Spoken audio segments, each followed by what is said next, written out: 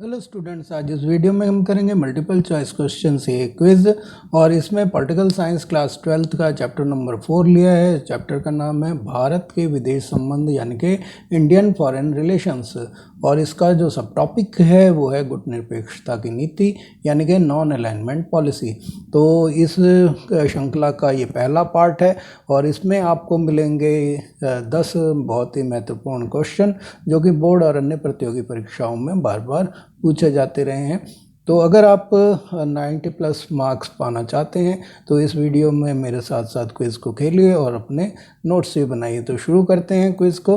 तो पहला क्वेश्चन है, शीत युद्ध के दौर में विश्व डैश और डैश के नेतृत्व में दो गुटों में बट गया था। यानी कि उन दो शक्तियों के नाम बताने हैं जिनके साथ जो है विश्व दो अलग अलग भागों में बट गया था। During the cold war the world was divided into two factions led by dash and dash. तो ऑप्शन ए है सोवियत रूस अमेरिका यानी कि सोवियत रशिया यूएसए। बी है सोवियत रूस जापान यानी कि सोवियत रशिया जापान। सी है अमेरिका ब्रिटेन यानी कि यूएसए ब्रिटेन। और डी है अमेरिका चीन यानी कि यूएसए चाइना। तो आपको बताना है कि यहाँ पर जो दो जोड़े में जो देश आएंगे जो इन स्थानों पे भरे जाएंगे वो कौन कौन से हैं। उसके लिए option A B C D में से क्या आएगा, उसके लिए आपका समय शुरू हो रहा है अब।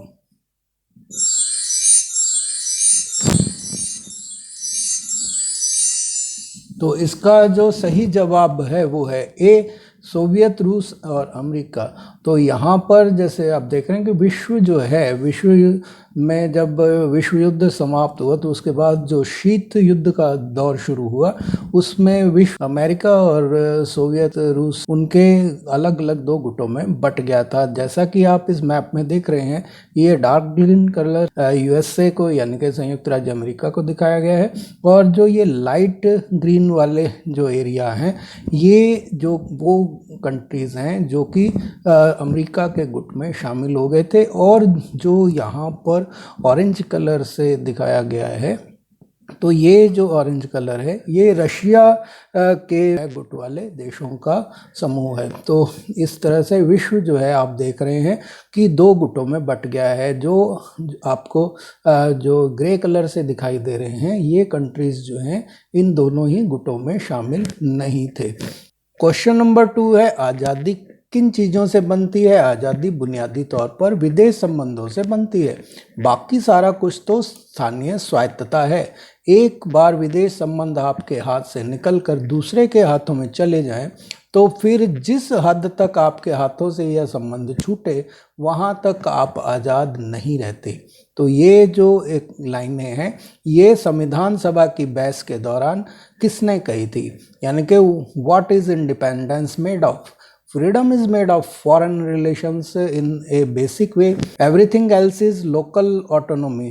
Once foreign relations are taken out of your hands and run in the hands of others, then to what extent your hands miss these relations? You do not remain free there. Who said this during the Constituent Assembly debate? तो option A है Jawaharlal Nehru, B है doctor Rajendra Prasad, सी है doctor Bhimrao Ambedkar और D है अटल बिहारी वाजपेयी। तो आपको बताना है कि ABCD में से किस का ये कथन है। तो उसके लिए आपका समय शुरू हो रहा है अब।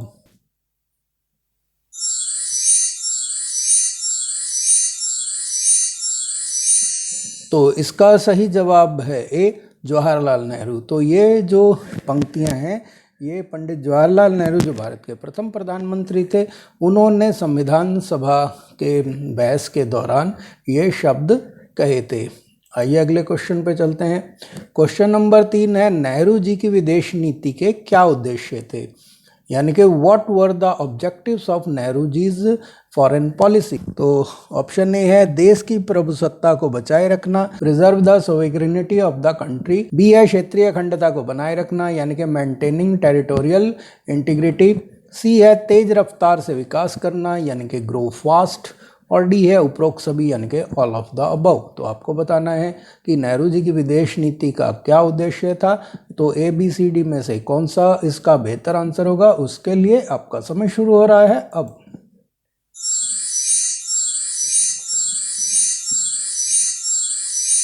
तो इसका जो सही जवाब है वो है डी, उपरोक्त सभी, यानी कि ऑल ऑफ द अबव। तो नेहरू जी की विदेश नीति का उद्देश्य देश की संप्रभुता को तो बचाए रखना था ही साथ क्षेत्रीय अखंडता को भी बनाए रखना था, और साथ ये भी देखना था कि देश का विकास जो है वो तेज रफ्तार से हो सके। तो इन सभी बातों को ध्यान में रखते हुए भारत की विदेश नीति नेहरू जी ने बनाई थी। अगला क्वेश्चन है क्वेश्चन नंबर 4।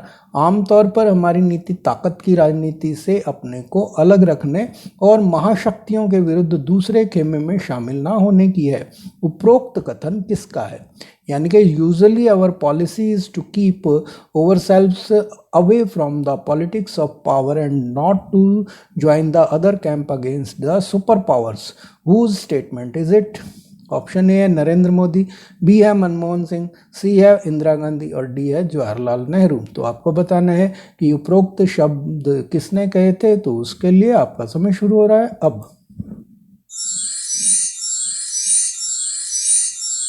इसका जो सही जवाब है वो है डी, जवाहरलाल नेहरू। तो ये भारत के पहले प्रधानमंत्री जवाहरलाल नेहरू जी के शब्द थे कि आमतौर पर जो हमारी नीति है वो ताकत की राजनीति से, यानी कि दो जो महाशक्तियां थी अमेरिका और रशिया, उनसे अपने आप को अलग रखने की है। अगला क्वेश्चन है question number 5। Doctor Bhimrao Ambedkar जो हमारे संविधान के निर्माता और कानून मंत्री भी थे, किस गुट में जाने के पक्षधर थे? यानी कि which group was doctor Bhimrao Ambedkar in favour of? तो ऑप्शन ए है सोवियत संघ यानी कि यूएसएसआर, बी है गुटनिरपेक्ष यानी कि नॉन अलाइंड, सी है कॉमनवेल्थ और डी है अमेरिका यानी कि यूएसए। तो आपको बताना है कि भीमराव अंबेडकर जी जो है भारत को किस गुट के साथ देखना चाहते थे। उसके लिए आपका समय शुरू हो रहा है अब।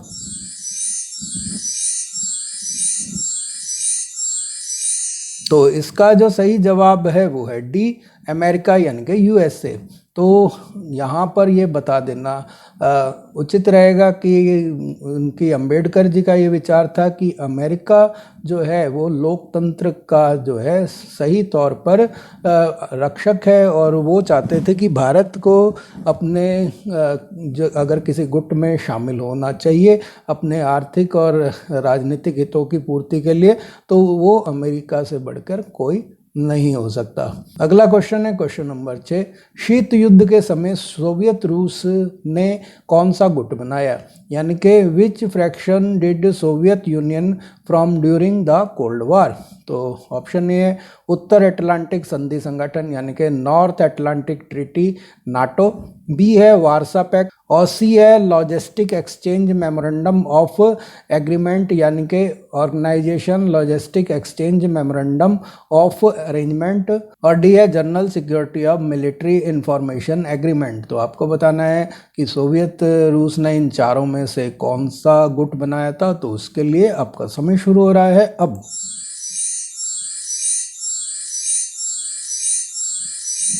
तो इसका सही जवाब है बी, यानी कि यहाँ जैसा कि आप चित्र में देख रहे हैं कि ये वार्सा पैक्ट में शामिल उन देशों का है जिनकी अगुवाई सोवियत रूस कर रहा था।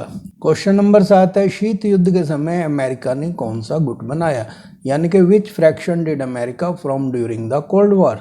तो ऑप्शन ए है उत्तर अटलांटिक संधि संगठन यानी कि North Atlantic treaty NATO, B है वार्सा पैक्ट और सी है logistic exchange memorandum of agreement और डी है general security of military information agreement. तो आपको बताना है कि ए बी सी डी में से कौन सा गुट अमेरिका ने शीत युद्ध के दौरान बनाया था। तो उसके लिए आपका समय शुरू हो रहा है अब।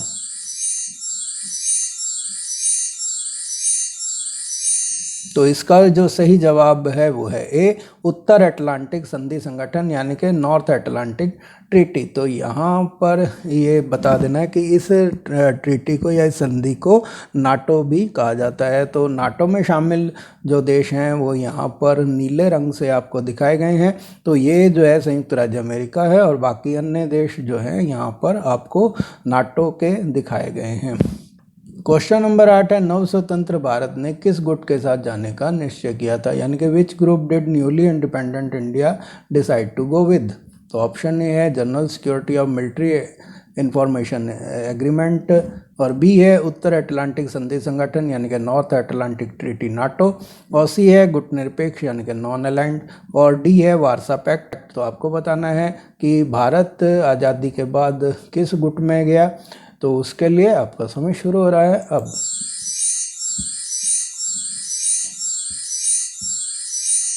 तो इसका जो सही जवाब है वो है सी, गुट निरपेक्षता यानी कि नॉन अलाइंड। तो यहाँ पर चित्र में आपको नॉन अलाइंड मूवमेंट के यानी कि गुट निरपेक्ष आंदोलन के सदस्य देश यहाँ दिखाए गए हैं। तो नॉन अलाइंड मूवमेंट का या गुट निरपेक्ष का मतलब ये है कि भारत और इसके सहयोगी देशों ने जो गुट निरपेक्षता को मानते थे, उन्होंने अमेरिका और सोवियत रूस के नेतृत्व वाले किसी भी गुट में जाने के बजाय उनसे अलग रहना और उनसे समानांतर दूरी बनाए रखना अपना विदेश नीति का हिस्सा बनाया था। अगला क्वेश्चन है क्वेश्चन नंबर 9, पाकिस्तान ने किस गुट के साथ जाने का निश्चय किया था, यानी कि which group did Pakistan decide to go with. तो ऑप्शन है अमेरिका से पारस्परिक रक्षा सहायता समझौता यानी कि mutual defence assistance agreement with America, B है उत्तर अटलांटिक संधि संगठन यानी कि नॉर्थ अटलांटिक ट्रीटी नाटो, और सी है गुट निरपेक्ष यानी कि नॉन अलाइनमेंट, और डी है वार्सा पैक्ट। तो आपको ये बताना है कि पाकिस्तान ने इनमें से किस के साथ जाना स्वीकार किया। तो उसके लिए आपका समय शुरू हो रहा है अब।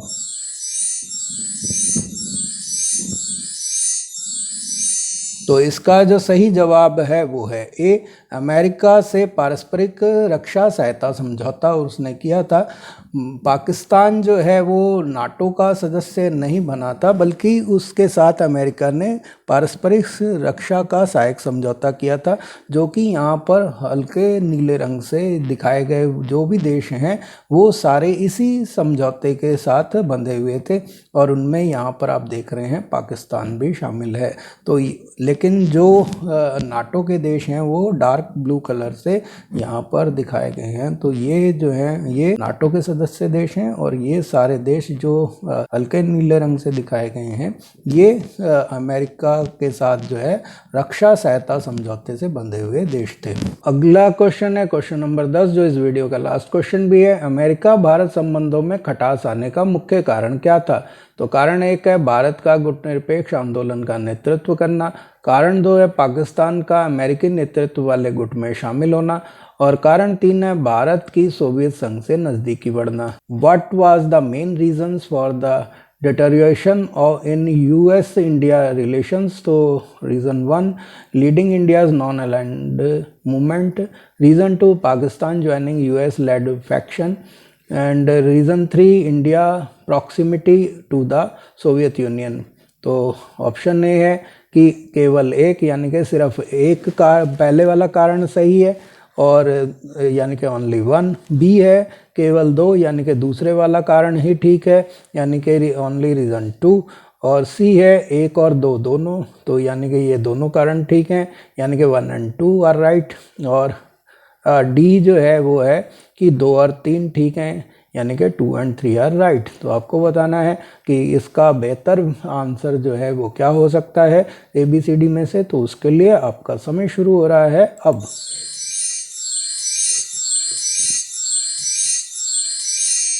तो इसका जो सही जवाब है वो है डी, 2 और 3 दोनों, यानी कि भारत और अमेरिका के बीच में जो संबंधों में दरार आई, और भारत जो है दोनों गुटों से जो अलग रहने की कोशिश कर रहा था वो उसमें नाकामयाब रहा, और अमेरिका के साथ क्योंकि उसकी गुटनिरपेक्ष नीति ये थी कि दोनों ही महाशक्तियों से समानांतर दूरी बनाए रखने की थी, लेकिन भारत और अमेरिका के संबंधों में खटास इसलिए आई क्योंकि पाकिस्तान जो था वो अमेरिकी नेतृत्व वाले गुट में शामिल हो गया।